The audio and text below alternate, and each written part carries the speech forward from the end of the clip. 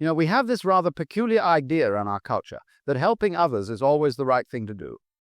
We've been taught from childhood that to be a good person, a spiritual person, a loving person, you must always say yes. You must always give. You must always be available.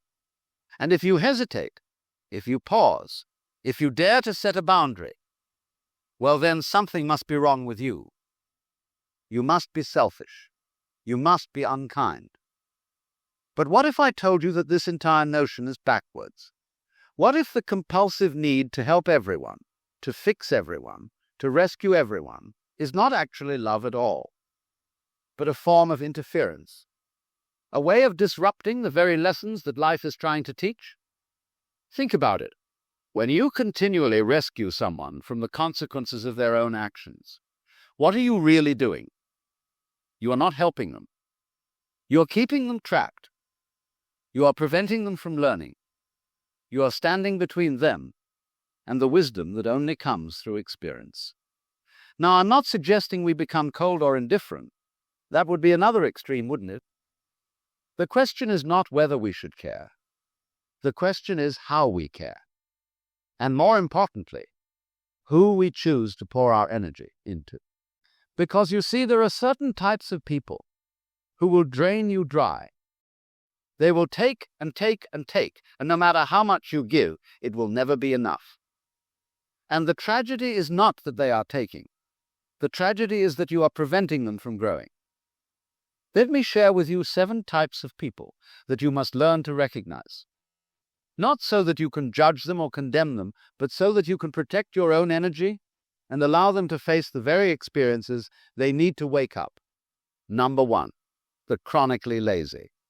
There is a difference, you see, between someone who is struggling and someone who has simply given up. The person who is struggling will take your help and use it as a stepping stone. But the chronically lazy person, they will use your help as a hammock. They have made a decision, whether consciously or not, that life is too difficult and someone else should carry their weight. And the moment you step in to help them, you become that someone else. You become the person they depend on. Not because they cannot do things themselves, but because they have discovered that someone will always do it for them. Now watch what happens in nature. A bird does not bring food to a chick that refuses to open its mouth. A tree does not continue to nourish a branch that bears no fruit. Nature is very clear about this.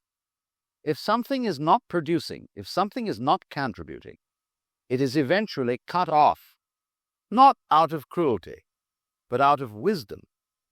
The chronically lazy person will always have an excuse. They will tell you about their difficult childhood, their bad luck, their unfair circumstances. And some of this may be true. But here is the question you must ask. What are they doing about it right now? Are they taking any steps, however small, to change their situation? Or are they simply waiting for someone to come along and fix it for them? When you help someone who refuses to help themselves, you rob them of something precious. You rob them of the satisfaction of their own accomplishment. You rob them of the strength that comes from overcoming difficulty. You rob them of the very thing they need most, which is the discovery that they are capable. Some of you have been carrying people for years. You pay their bills, you solve their problems, you clean up their messes. And every time you do it, you tell yourself you are being kind. But what if your kindness is actually keeping them weak? What if your help is the very thing preventing them from standing on their own feet? The lazy person needs to feel hunger. They need to feel discomfort. They need to experience the natural consequences of their choices. Because it is only when the pain of staying the same becomes greater than the pain of change that they will finally move. Number 2, the perpetually ungrateful. Have you ever noticed that some people can receive an extraordinary gift and treat it as if it were nothing? You could give them your time, your money, your energy, your very heart, and they will take it without a second thought. No thank you. No acknowledgement. No appreciation whatsoever. This is not an accident. This is a character issue. Gratitude is not just good manners. Gratitude is the sign of a person who recognizes they are part of something larger than themselves. A grateful person understands that every blessing, every gift, every kindness is not owed to them, but given freely. And when you understand this, you treat gifts with reverence. But the ungrateful person? They believe the world owes them. They believe your help is their right. And the more you give to them, the more entitled they become. So it's a strange paradox, isn't it? The more you pour into them, the less they appreciate it. I once knew a man who helped a friend pay his rent for 6 months straight. Month after month, he sacrificed his own comfort to make sure this friend had a roof over his head. And do you know how the friend responded? He complained. He complained that the apartment was too small. He complained that the neighborhood was not nice enough. He complained that he had to live this way while others had more. Not once did he say thank you. Not once did he acknowledge the sacrifice. And when the 6 months ended and the man could no longer help, do you know what happened? The friend became angry. He felt betrayed, as if the help he received was not a gift, but a debt that was now being unfairly called in. This is the nature of the ungrateful. They do not see kindness. They see weakness. They do not see generosity. They see opportunity, and they will take and take and take until there is nothing left of you. When you help an ungrateful person, you are not sowing seeds. You are throwing them into a bottomless pit. And no matter how much you throw, the pit will never be filled.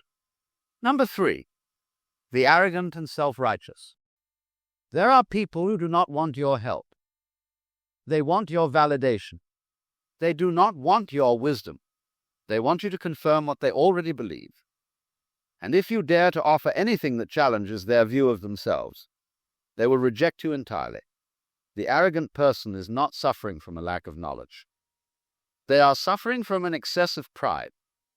They believe they already know.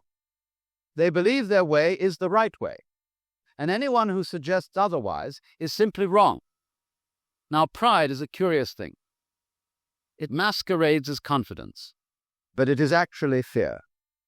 The arrogant person is terrified of being wrong because their entire identity is built on being right. If they admit they don't know something, if they acknowledge they need help, their whole sense of self begins to crumble. And so they double down, they defend, they argue, they reject. You cannot help a person like this. Not because they are beyond help, but because they do not believe they need it. And until they come to that realization themselves, anything you offer will be wasted. Jesus walked away from people like this. He did not chase them. He did not beg them to listen. He simply said what needed to be said and moved on, because he understood something very important. You cannot force wisdom on someone who is committed to their own foolishness. The arrogant person must fall. They must experience the consequences of their pride. They must hit the ground hard enough that they finally look up and realize they do not have all the answers. And only then, when they are humbled, when they are broken, will they be ready to receive help. Number 4, the habitually wicked. Now, I want to be very careful here because we live in a time when people do not like to use words like wicked or evil. We prefer softer language. We say someone is troubled or misunderstood. But there are people in this world who are not confused. They know exactly what they are doing, and they do it anyway. The wicked person is not someone who makes a mistake. We all make mistakes. The wicked person is someone who has made wickedness their way of life. They lie, they cheat, they manipulate, they harm others without remorse, and when confronted, they do not repent. They justify. When you help a wicked person, you become an accomplice. You enable their behavior. You give them the resources to continue doing harm. And let me tell you something, they will use what you give them not to change, but to go deeper into their wickedness. There is a reason why wisdom traditions across cultures warn against supporting those who do evil. It is not because we lack compassion. It is because we recognize that some people have chosen a path that leads to destruction. And if you try to pull them off that path, they will only pull you onto it with them.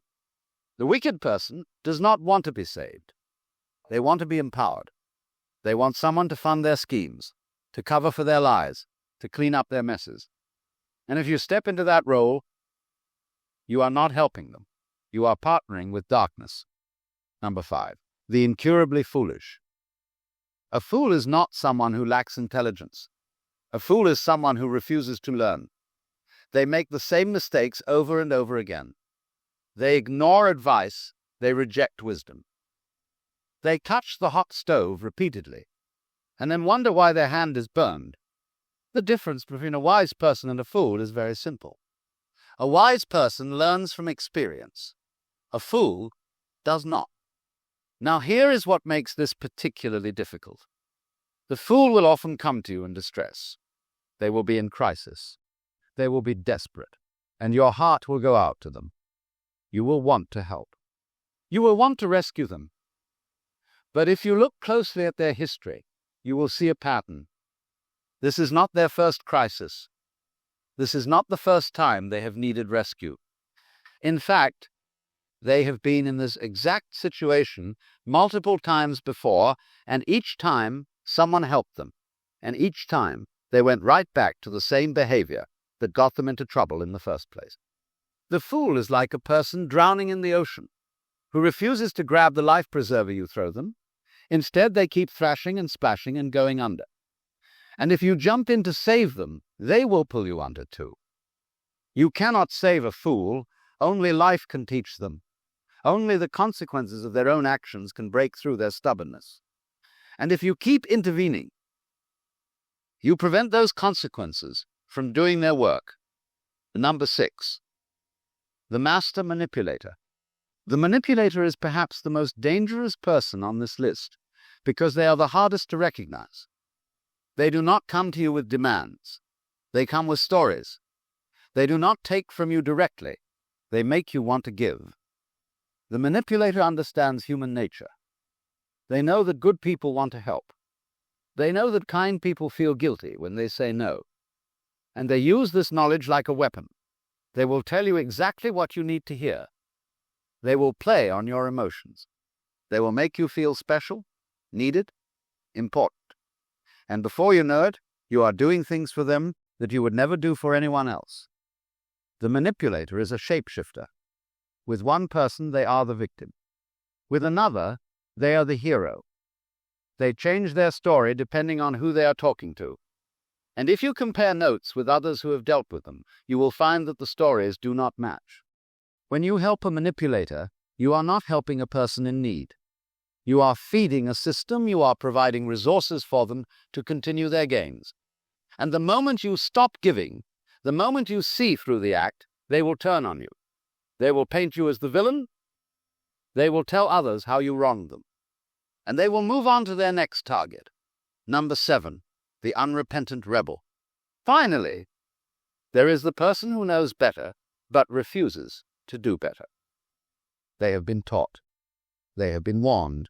They have been corrected. But they do not care. They have made a choice to continue in their destructive path, and nothing you say or do will change their mind. The unrepentant person is not ignorant. They are defiant.